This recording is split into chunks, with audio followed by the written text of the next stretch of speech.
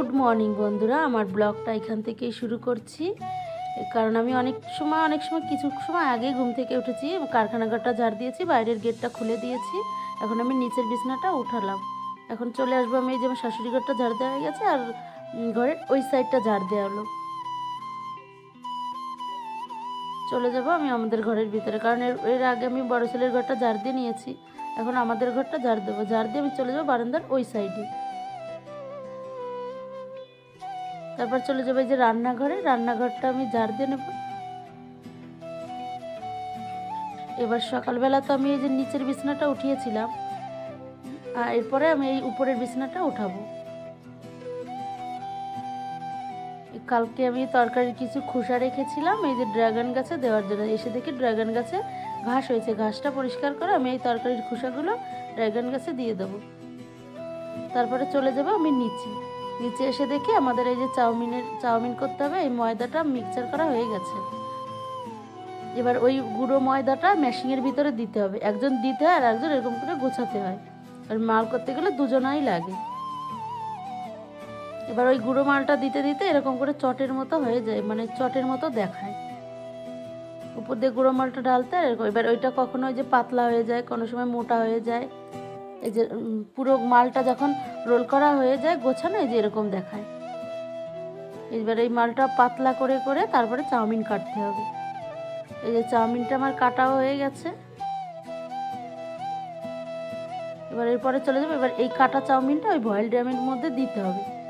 এবার ভয়েল ড্রামের নিচে জল দিতে হবে, তারপরে ওই লাঠি দিয়ে মানে লাঠিতে যে মালটা সাজানো হয়েছে ওই সাজানো মালটা ওর ভিতরে দিয়ে দিতে হবে। এই যে আমাদের বাড়ির লোককে আমি ধরে ধরে দিচ্ছি, উনি ভয়েল ড্রামের ভিতরে দিয়ে দেবে।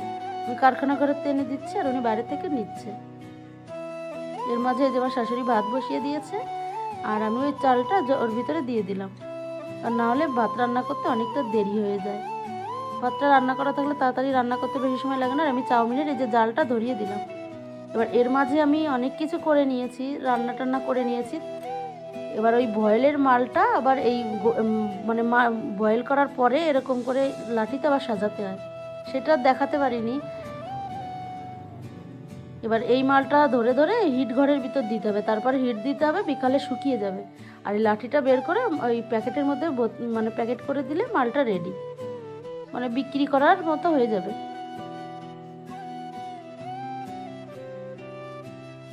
অনেক করা হয়ে গেছে, সেগুলো ঘরের ভিতরে রেখে এসেছি। এটা আছে লাস্টের দিকে একদম। আর এখন বাজে দুপুর 12টা। এই যে আমার মাল সাজানো হয়ে গেছে। আর এবার মানে ঘরটা পরিষ্কার করে নেব। কারখানা ঘরটা এই যে যেখানে চাউমিন আছে এক জায়গায় গুছিয়ে টুচিয়ে মুছে রেখে দিতে হবে, কারণ আজকে বৃহস্পতিবার, আমার এখনও ঘরের কাজ বাকি আছে। কারণ আমি কারখানা ঘরটা পরিষ্কার করে এই যে তারপরে ঘরে যেতে হবে।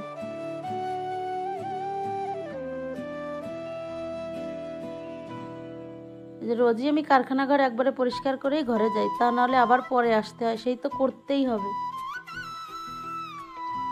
এবার একবারে আমি কারখানা ঘর পরিষ্কার করে চলে আসলাম আমি ঘরে। জলের একেবারে বালতি নিয়ে আমি ঘরে চলে এসেছি একবারে, কারণ অনেকটা বেলা হয়ে গেছে। এমনিতেই যে আমার বড়ো ছেলের ঘরটা মুছে নিলাম, এবার মুছতে চলে এসেছি আমাদের ঘরটা।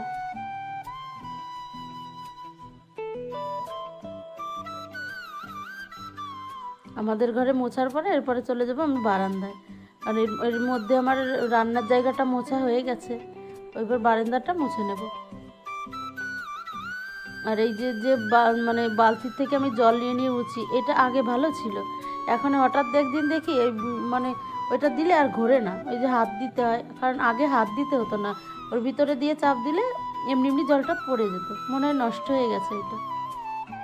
চলে আসলাম আমি কারখানা ঘরে।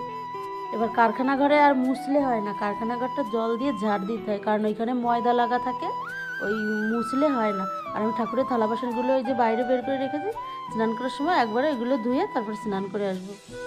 এই যে আমার স্নান করা হয়ে গেছে। আর কিছু ফুল আমার তোলা ছিল, আর এখন কিছুটা ফুল আমি তুলে নেব।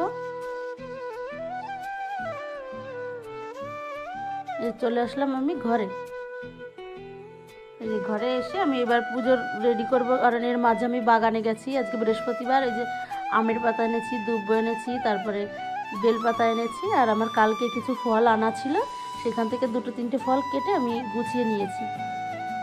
এবার ঠাকুরকে এবার ফুলগুলো সাজানোর পরে আমার পুজোটা